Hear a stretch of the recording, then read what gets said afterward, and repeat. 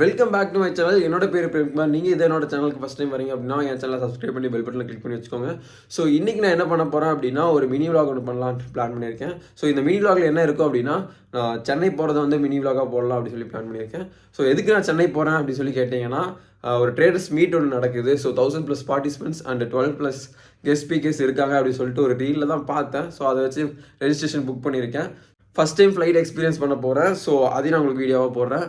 So இந்த video ஃபுல்லாகவே வந்து ஒரு சின்ன மினி விலாகாக தான் இருக்கும். ஸோ மேக்ஸிமம் விலாகாக பெருசாக இழுக்க மாட்டேன், 10 நிமிஷம் 15 நிமிஷம்னு. ஸோ சீக்கிரம் முடிக்க பார்த்துறேன். ஸோ இன்றைக்கி எப்படி இருக்க போகுதுன்னு தெரியல. ஸோ சென்னையில் தனியாக தான் போகிறேன், ஃப்ளைட்டில் தான் போகலான்னு பிளான் பண்ணியிருக்கேன். டிக்கெட்டும் போட்டாச்சு. ஸோ காலையில் 6:30 என்னமோ ஃப்ளைட்டுங்க. பட் இன்னும் 5:30 வந்து இருக்க சொல்கிறாங்க. ஸோ இப்போ மணி 5 ஆச்சு. ஸோ இங்கேருந்து நான் ஏர்போர்ட் போகிறதுக்கு கரெக்டாக இருக்கும் டைமு. ஸோ மிச்சது எல்லாமே வந்து அப்படியே மேக்கோர்லேயே வந்து உங்களுக்கு விலாகாக கண்டினியூ பண்ணுறேன். இன்றைக்கி நான் அந்த ஓல்டு மணி அவுட்ஃபிட் தான் வந்து ட்ரை பண்ணியிருக்கேன். ஸோ அவ்வளோ சிறப்பாக இல்லை, பட் இருந்தாலும் ஓகே.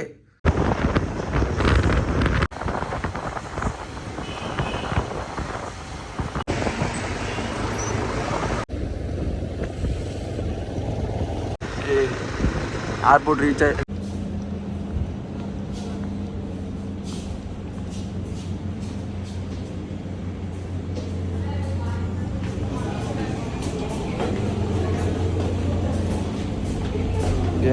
आपके लिए रेलवे एक सुरक्षित स्थिति में इस विमान में the seat pocket for your reference.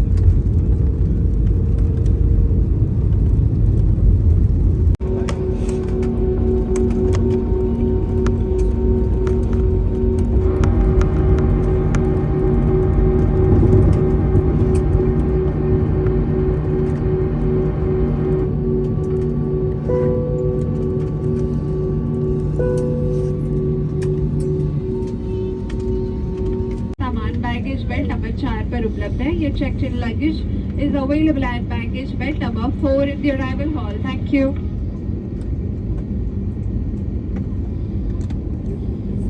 Time இப்போ 9 o'clock ஆயிடுச்சு. ஸோ ரீச் ஆகிட்டோம் கரெக்டாக. அண்ணா செஞ்சுரி தான் ரீச் ஆகிட்டோம். ஸோ கரெக்டாக வந்து மீட்டிங் ஹால்குள்ளே தான் போயிட்டுருக்கேன். ஸோ இன்னும் மீட்டிங் ஸ்டார்ட் ஆகலை, லேட் ஆகும் போல். ஃப்ளைட்டில் தான் வந்தேன். அப்படி இப்படி காட்டுறதா மட்டும்தான் அப்படின்னாக்கா பெங்களூர்ல இருக்கிற ஒவ்வொருத்தரும் மில்லியனரின் டாலர் டம்பாயிட்டு இருப்பாங்க. இவங்க எல்லாமே ஆப்ஷன் ஓரியன்டட் ப்ரோக்ராம் நடத்துறவங்க இல்லையா. வந்து இப்போ பிரேக் விட்டாங்க. பிரேக் விட்டதில் அந்த மீட்டிங் வந்து ஒரு 30-40 பேர். அதுக்கப்புறம் மீட்டிங் நடத்துகிற அந்த மேனேஜரே வந்து தம் அடிச்சுட்டு இருக்கிறானுங்க எல்லாருமே வந்து கேட்டால் வந்து ட்ரேடிங்கு ஸ்ட்ரெஸ்ஸு அப்படிங்கிறானுங்க.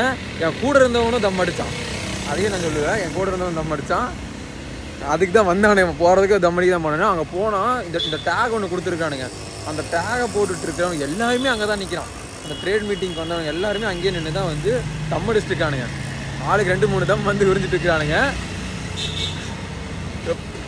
என்னன்னு போய் இப்போ என்னெல்லாம் கேட்டா, டே ட்ரேடரா ஸ்ட்ரெஸ்ஸுடா அப்படிங்கிறானுங்க. ஆனால் ட்ரேடு ஸ்ட்ரெஸ்ஸுனா தம்மு தான் அடிக்கணுமாடா, போங்கடா ஜிம்முக்கு போடானா பூமரங்கிறானுங்க. நம்மளே பிரேக் முடிஞ்சதுக்கப்புறம் இப்போ ஆடிட்டோரியம்குள்ளே போகிறோம். ஸோ பெருசாக எந்த இன்னும் எதுவுமே சொல்லலாங்க. நமக்கு தெரிஞ்ச நிறையா விஷயம் தான் போயிட்டுருக்கு. அண்ட் ஒரு சில விஷயங்கள் புதுசாக சொல்கிறாங்க. பட் ஈவந்தோ உள்ளே வந்து ஒரு சில விஷயம்லாம் நடந்துச்சு. ஸோ அதெல்லாம் உங்களுக்கு ஷேர் பண்ணுறேன்.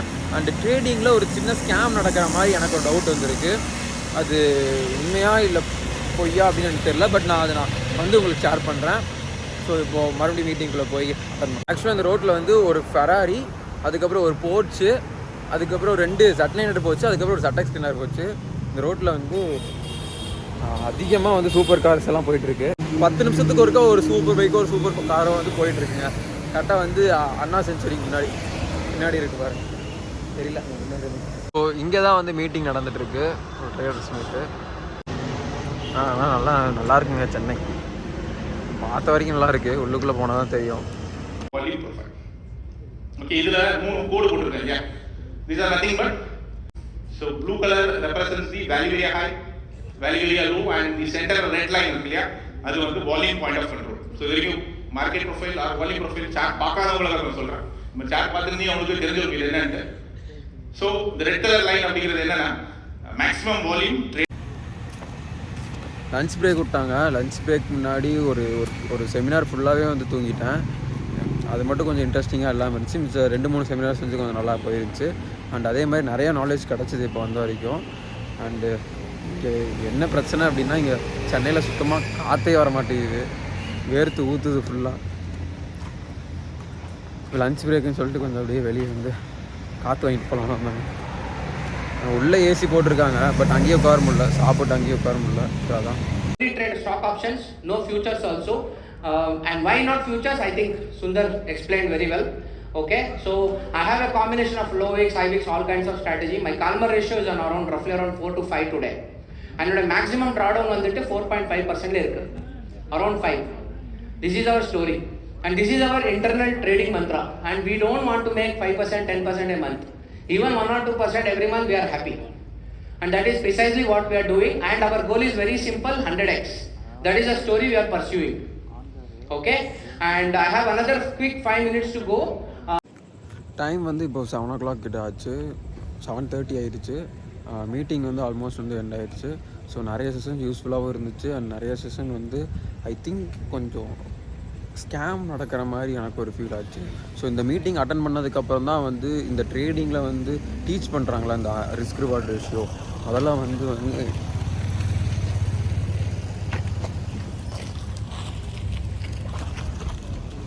கரெக்டாக சொல்லி கொடுத்தவரே இப்போ காசானார். அவர் தான் வந்து ரிஸ்க் ரிவார்ட் ரேஷியோங்கிறது வந்து ஒரு ஸ்கேம் அப்படிங்கிற மாதிரி ஒரு இது பேசினாங்க. ஸோ அது வந்து மேனிப்புலேட் பண்ணுறதுக்கு யூஸ் பண்ணப்படுறாங்க. ஸோ இப்போ 1:2 அப்படிங்கும்போது இந்த 1:2ங்கிறது வந்து ஈஸியாகவே வந்து நம்ம ஸ்டாப் லாஸ் ஹிட் ஆகிடுது. ஸோ ஸ்டாப் லாஸ் வந்து ஹிட் ஆகிறதுனால இப்போது 1:2 ரேஷியோ வந்து ஃபெயிலியரை மட்டும் தான் தரும் அப்படிங்கிற மாதிரி சொல்லுவாங்க. இப்போ ஒரு என்ட்ரி எடுக்கிறோம் அப்படின்னா உடனே வந்து ஸ்டாப் லாஸ் ஹிட் ஆகிட்டு அப்புறம் டார்கெட் போகுது அப்படிங்கும்போது அந்த 1:2 ரேஷியோ வச்சுருப்போம். ஸோ அது வந்து ஒரு ஸ்கேமு. அதான் எல்லா ட்ரேடர்ஸுமே வந்து அதை தான் டீச் பண்ணுறாங்க. டீச் பண்ணும்போது என்னென்னா 1:2 பண்ணுங்க அப்படின்னு சொல்லிட்டு அதை வந்து ஒருத்தர் கொஸ்டினும் ரைஸ் பண்ணார். டவுட் செஷன் அப்போ வந்து ஒருத்தர் கொஸ்டின் ரைஸ் பண்ணார். ஸோ அதுக்கு வந்து ஸ்பீக்கர்ஸ் வந்து சரியாக அதுக்கு ரெஸ்பாண்ட் பண்ணலை. ஸோ அது வேணாம் அப்படின்னு சொல்லி அதை தட்டி கழிச்சிட்டு போயிட்டாங்க. ஸோ நம்ம இருக்கிற இடத்த வந்து நம்மளே தாழ்த்திக்க வேண்டாம் அப்படிங்கிற மாதிரி ஒரு சொல்லிட்டு அப்படி அந்த டாப்பிக்கை அவாய்ட் பண்ணிட்டார். ஸோ எனக்கு அந்த இடத்துல ஒரு டவுட் இருக்குது. ஸோ இதை பற்றி நான் கிளியராக பேசுகிறேன். அரௌண்ட் இப்போ சென்னையிலேருந்து நான் கிளம்புறேன். 10 o'clock வந்து எனக்கு ட்ரெயின். ஸோ ட்ரெயின் ஏறிட்டு நான் உங்களுக்கு vlog பண்ண முடிஞ்சதுன்னா பார்க்குறேன். ஏன்னா சார்ஜ் நிற்க மாட்டேதுங்க அந்த ஃபோனில். சுவிட்ச் ஆஃப் ஆகிடுச்சு அப்படின்னா என்னால் vlog பண்ண முடியாது. ஸோ அப்படியே பேலன்ஸ் ஒர்க் நான் கண்டினியூ பண்ணுறேன்.